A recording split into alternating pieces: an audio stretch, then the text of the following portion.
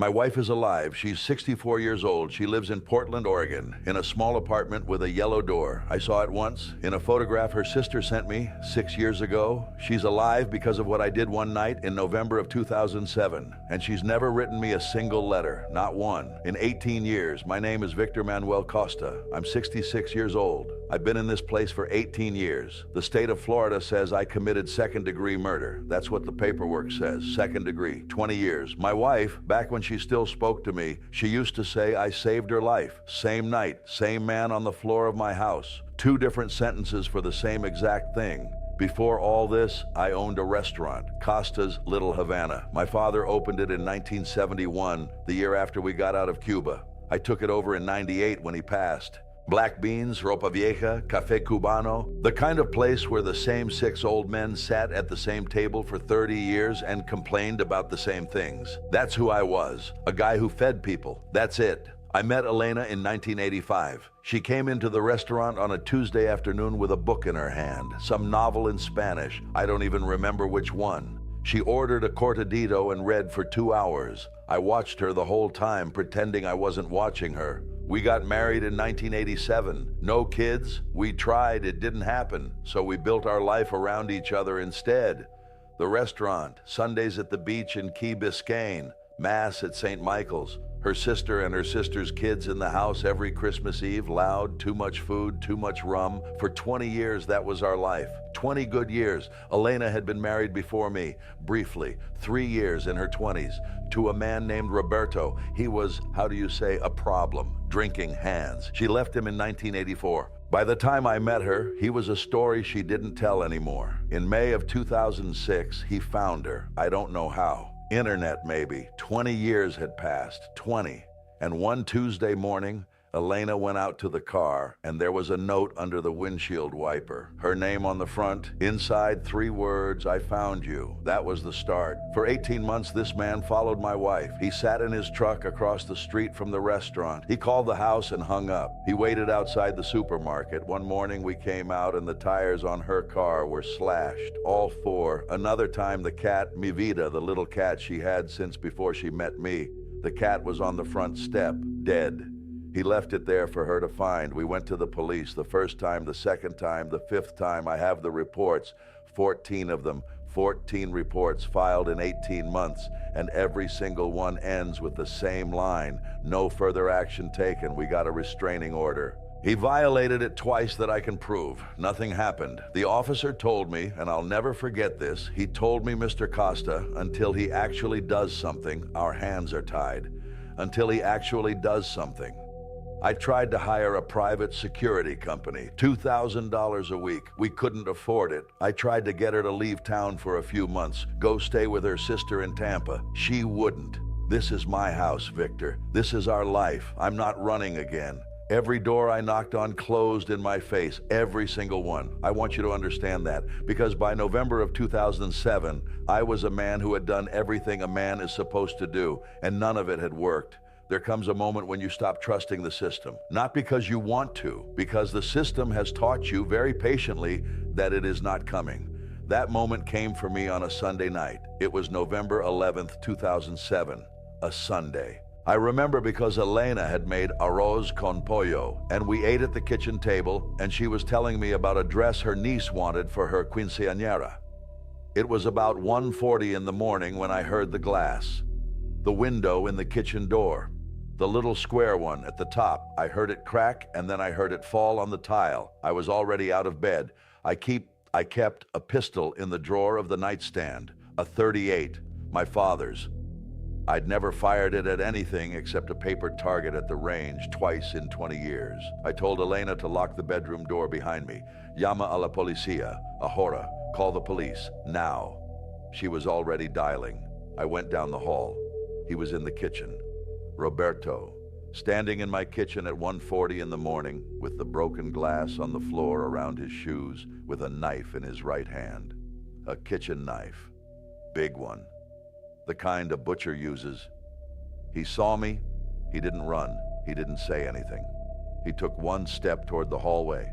toward the bedroom, toward Elena. I want to tell you that I thought about it, that I weighed something, that there was a moment of deliberation. There wasn't. There was just a man walking toward my wife with a knife, and there was the .38 in my hand, and there was the smell of the arroz con pollo still in the kitchen from dinner, and there was the sound of Elena on the phone in the bedroom saying, please, please, please in English to a 911 operator. And then there was the sound of the gun. I shot him twice, the first one in the chest. He went down on one knee and he looked surprised, like a man who had been told something he didn't believe. The second one, I don't remember the second one. I remember the sound of it. I remember the way the kitchen smelled different after burned air and copper and arroz con pollo. I sat down on the floor next to him. I don't know why. I just sat down. The knife was about a foot from his hand. I remember staring at the handle. When the police came, I was still sitting there. The gun was on the floor. Elena was screaming in the hallway behind me. Not crying, screaming. Dios mío, Dios mío, Dios mío. That was 18 years ago. The same police that wrote 14 reports and did nothing, they showed up that night in 4 minutes. 4, I counted. The trial took 11 months. The prosecutor told the jury that I had time to retreat, that I could have stayed in the bedroom with Elena and waited for police. He stood up in front of 12 people and he asked them, why did Mr. Costa walk toward the intruder? Nobody mentioned the 14 reports. The judge ruled them, what was the word? Prejudicial. The jury never heard about Roberto. Not the cat, not the slashed tires, not the note on the windshield. To them, I was just a man who shot a man in his kitchen. 20 years. Elena testified for me. She told the jury everything. She told them about the 18 months. She told them she would not be alive if I had stayed in the bedroom. The prosecutor cross-examined her for 3 hours. 3 hours. She came home from court that day, and she didn't speak for 2 days. Something broke in her after that. Not after the night in the kitchen, after the trial. The first year I was in here, she came every Saturday, every single Saturday. She brought letters. She brought photographs of the restaurant. She was trying to keep it open for me. She held my hand through the glass. The second year, it was every other Saturday. The third year, she stopped coming. Her sister wrote me. She said Elena was, there was a word the doctor used, severe PTSD.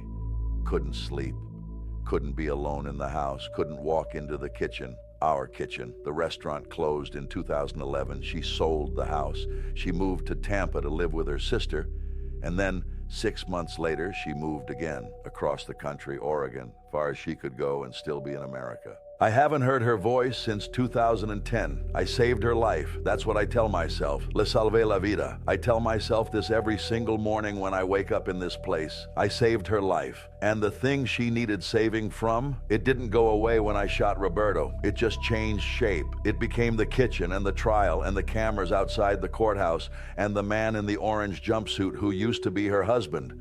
I was supposed to be the rescue. I became part of what she had to escape from. Her sister sends me photographs sometimes, once a year. That's how I saw the yellow door. People ask me, the few people who still ask me anything, they ask me if I have regrets. I have one regret. I regret that I waited until the 14th police report. I regret that I trusted them as long as I did. If I had a time machine, I would not go back to that kitchen and put the gun down.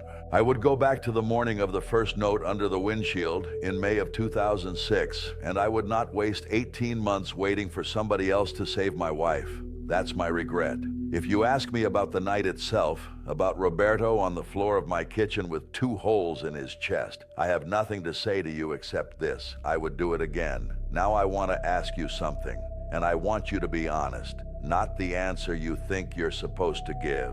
The real one. Imagine it's your wife, or your husband, or your mother. Imagine 18 months of one man making her afraid to walk to her car. Imagine 14 reports. Imagine the dead cat on the front step. Imagine the night the glass breaks at 1:40 in the morning and you can hear footsteps in your kitchen and you know what is in his hand.